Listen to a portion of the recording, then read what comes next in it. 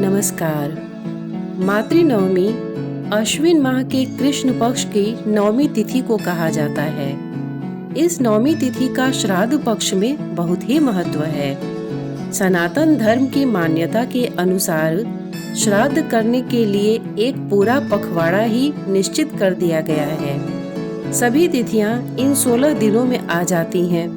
कोई भी पूर्वज जिस तिथि को इस लोक को त्याग कर परलोक गया हो, उसी तिथि को इस पक्ष में उनका श्राद्ध किया जाता है। लेकिन स्त्रियों के लिए नवमी तिथि विशेष मानी गई है, जिसे मातृनवमी भी कहते हैं। मातृनवमी के दिन पुत्र वधुएं अपनी स्वर्गवासी सास व माता के सम्मान एवं मर्यादा हेतु श्रद्धांजलि देती हैं और धार्मिक कृत्य करती हैं। अब नवमी श्राद्ध के महत्व के बारे में जानते हैं। आश्विन माह के कृष्ण पक्ष की नवमी तिथि पर पितृगणों की प्रसन्नता हेतु नवमी का श्राद्ध किया जाता है। यह तिथि माता और परिवार की विवाहित महिलाओं के श्राद्ध के लिए श्रेष्ठ मानी जाती है। यह तिथि मातृनवमी भी कहलाती है। कुछ स्थानों पर इसे डोकरा नवमी भी कहते हैं। नवमी तिथि का श्राद्ध मूल रूप से माता के निमित्त किया जाता है। इस श्राद्ध के दिन का एक और नियम भी है। इस दिन पुत्र वधुएं भी व्रत रखती हैं, यदि उनकी सास अथवा माता जीवित नहीं हो तो। इस श्राद्ध को सौभाग्यवती श्राद्ध भी कहा जाता है।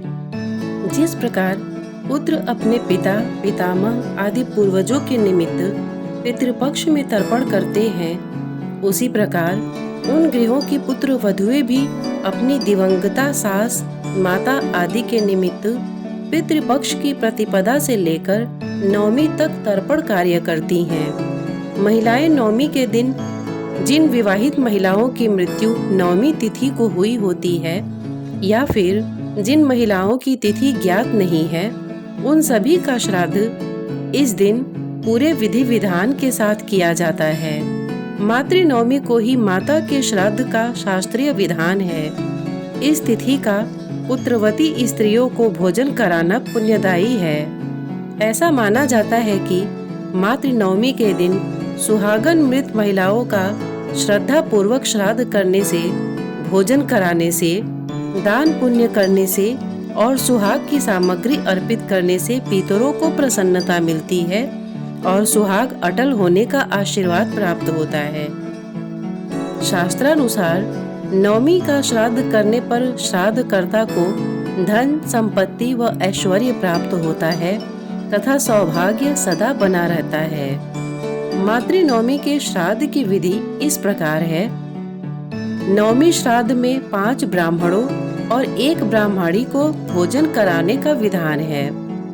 सर्वप्रथम नित्य कर्म से निवृत्त होकर घर की दक्षिण दिशा में हरा वस्त्र बिछाएं। पितृगण के चित्र अथवा प्रतीक हरे वस्त्र पर स्थापित करें। पितृगण के निमित्त तिल के तेल का दीपक जलाएं, सुगंधित धूप करें, जल में मिश्री और तिल मिलाकर तर्पण करें। अपने पितरों के समक्ष गोरोचन और तुलसी पत्र समर्पित करना चाहिए। श्राद्धकर्ता को कुश के आसन पर बैठकर भागवत गीता की 9वें अध्याय का पाठ करना चाहिए। इसके उपरांत ब्राह्मणों को लौकी की खीर, पालक, मूंग दाल, पूड़ी, हरे फल, लौंग, इलायची तथा मिश्री अर्पित करें। भोजन के बाद सभी को यथाशक्ति वस्त्र, धन दक्षिणा देकर उनको विदा करने से पूर्व आशीर्वाद ग्रहण करना चाहिए। धन्यवाद।